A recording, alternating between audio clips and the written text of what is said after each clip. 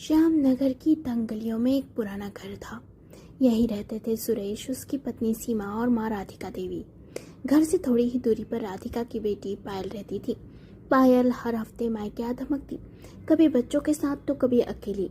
त्योहार, तीज, करवा चौथ पर तो मानो मायका ही उसका असली घर हो। सीमा की हालत ये हो जाती कि सुबह से शाम तक बस पायल और उसके बच्चों की सेवा करती रहती। सुरेश ने कई बार माँ से कहा, माँ, सीमा भी इंसान है, हर बार पायल और उसके बच्चों की सेवा का बोझ उस पर मत डालो। लेकिन राधिका रो रो कर यही कह देती, अरे बेटी है वो इस घर की, मायके नहीं आएगी तो कहाँ जाएगी। एक दिन सीमा को बहुत ही तेज बुखार था, शरीर कांप रहा था। डॉक्टर ने उसे आराम करने को कहा था। उसी वक्त राधिका कमरे में आई और बोली, सीमा, आज पायल के ससुराल वालों की किटी पार्टी है, तू जाकर खाना बना और मेहमान संभाल, हमारी इज्जत तेरे हाथों में है। सीमा ने धीमी आवाज में कहा, माँ जी, मुझे बहुत ही तेज बुखार है, डॉक्टर ने मना किया है, अगर मैं काम करूंगी तो हालत और बिगड़ जाएगी।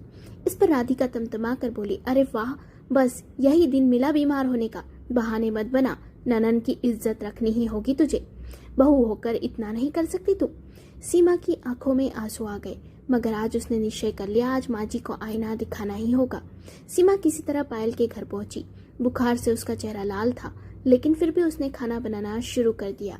काम करते करते उसने अचानक लड़खड़ा कर गिरने का नाटक किया। सभी मेहमान घबरा गए। पायल की सास दौड़कर आई और बोली, अरे बहू, तुम्हारी तबीयत तो बहुत ही खराब है, तुम्हें आराम करना चाहिए था। सीमा ने मासूमियत से जवाब दिया, क्या करूं अम्मा जी, माँ जी ने कहा कि चाहे कुछ भी हो मुझे आकर काम करना ही होगा, नहीं तो घर की इज्जत चली जाएगी। ये सुनते ही सबकी नजरें राधिका पर टिक गई। पायल की सास गुस्से से बोली, समधन जी, बहू बीमार है तो उसका ख्याल रखना आपका फर्ज है, बहू को काम पर लगाना इज्जत नहीं शर्म की बात है। घर की असली शान तब होती है जब बहू को बेटी समझकर उसका साथ दिया जाए। राधिका शर्म से सिर झुकाकर बैठ गई। शाम को जब सुरेश को पता चला तो उसका खून खोल गया।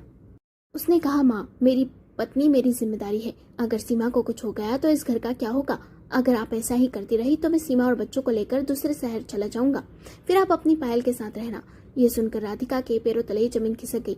उन्हें पहली बार एहसास हुआ कि बेटी सिर्फ मेहमान है, लेकिन असली जीवन भर साथ देने वाली बहू और बेटा ही होते हैं।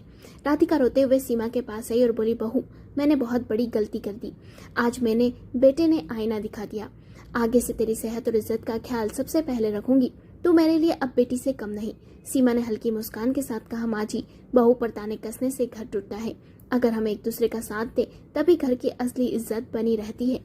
उस दिन के बाद राधिका ने पायल को ज्यादा बुलाना बंद कर दिया। सीमा को बेटी की तरह मानने लगी। बेटी मायके आती है मेहमान बनकर, बहू ही होती है जो